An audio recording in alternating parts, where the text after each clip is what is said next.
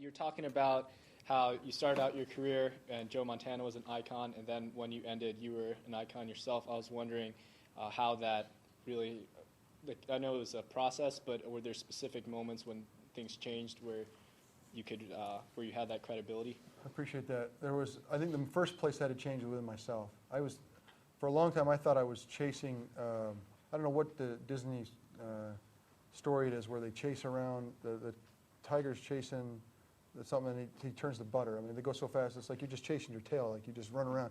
And it was like the whole world was saying, okay, if you want to be as good as Joe Montana, then you got to do this. And then I'd go running, jump through the hoop, and whoop, whoop. And I realized that it was insane. And the first step for me trying to kind of getting to a place where I could kind of accomplish the goals I had was to first recognize that it wasn't about Joe Montana. It really was about finding out how good I can get. And that changed everything.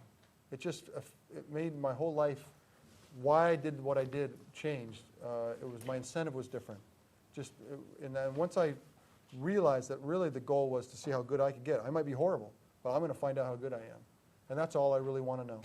It didn't get to be about anybody else. It was really about me. That kind of that helped get things moving in the right direction to getting my career going well. And then there are moments, big victories. Ironically, one of the most important one was perceptionally. I have the saying in law, possession is 9/10 of the law. But in football, perception is 9/10 of the law. And I learned that so vividly. I'd been the MVP of the league twice. I'd been to Pro Bowls. In the middle of 1994 season, or about the fourth or fifth game, we were losing horribly. And our coach, George Seifert, decided to trot Elvis Grbac on the field, kind of like forcing me to go off the field. And for me, after all I'd been through and all I'd accomplished, and everything, it was galling to me that he was now at this kind of key moment going to make it look like, oh, yeah. And maybe I took it the wrong way, obviously. But I exploded. And I hadn't exploded ever before. I mean, I lost it. And I don't lose it. I decided at that moment I was going to fight him. My head coach, I was going to fight him. We were going to fight right there. Like I've had it, I'm fighting him. And so I challenged him to a fight.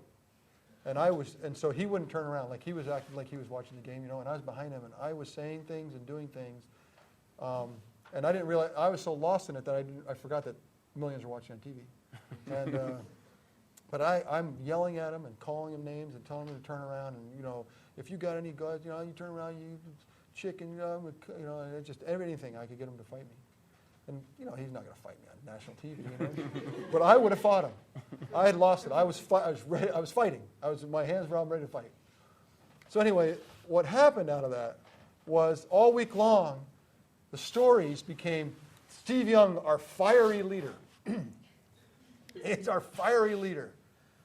I was like, what are you talking about? What do you mean, fiery leader? I'm no fire, and no one has more fire than me. What are you doing?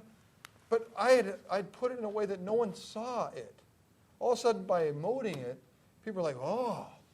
And that was where I got the perceptions 9/10 of the law, because suddenly I was the leader. I was somebody that you could, it was, and that, ironically, one of the more fundamental shifts in my career to how people looked at me, both from a media standpoint, from my teammates' standpoint, was me screaming at my coach. Who would have thought? You have to lose it to gain it, you know what I mean?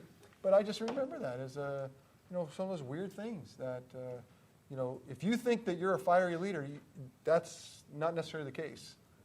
You know what I mean? Because everyone else thinks you're a big milquetoast, so it doesn't matter. You're milquetoast, No, I'm a fiery leader. Huh? We don't see it that way. So another great concept about negotiation is, how am I perceived? How are people perceiving me? I can use that to my advantage, right? And then also, what are my weaknesses and how they perceive me? So I tell players all the time now, don't complain, don't moan, make sure people perceive you the way you want to be perceived. And that necessarily has a lot to do with reality, but the point's made.